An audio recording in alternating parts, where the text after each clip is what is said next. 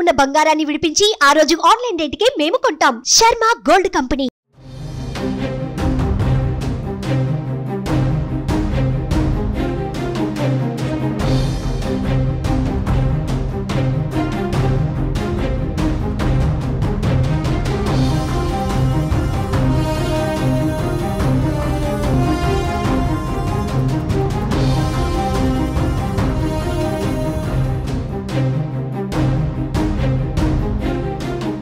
AP assembly ఎన్నికల్లో YCP ఘోర పరాజయం వైపు వెళ్తున్న నేపథ్యంలో సీఎం పదవికి రాజీనామా సమర్పించేందుకు వైఎస్ జగన్ సిద్ధమయ్యారు.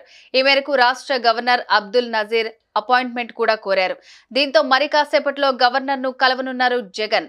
రాజ్ భవన్ కు వెళ్లి జగన్ సీఎం పదవికి రాజీనామా సమర్పించబోతున్నారు.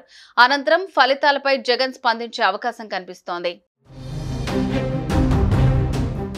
ఏపీ అసెంబ్లీ ఎన్నికల ఫలితాల్లో అధికార వైఎస్ఆర్సీపీ ఓటమి దాదాపు ఖరారైన విషయం తెలిసిందే.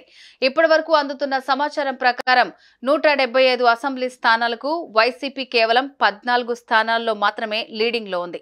ఓటమి నేపథ్యంలో గవర్నర్ ను కలిసి రాజీనామా పత్రాన్ని సమర్పించనున్నట్లు తెలుస్తోంది. ఈ మేరకు సీఎం గవర్నర్ అపాయింట్మెంట్ కోరారు. ఎన్నికల ఫలితాల్లో టీడీపీ, జనసేన, బీజేపీ కూటమి ఆధిక్యంలో దూసుకెళ్తోంది.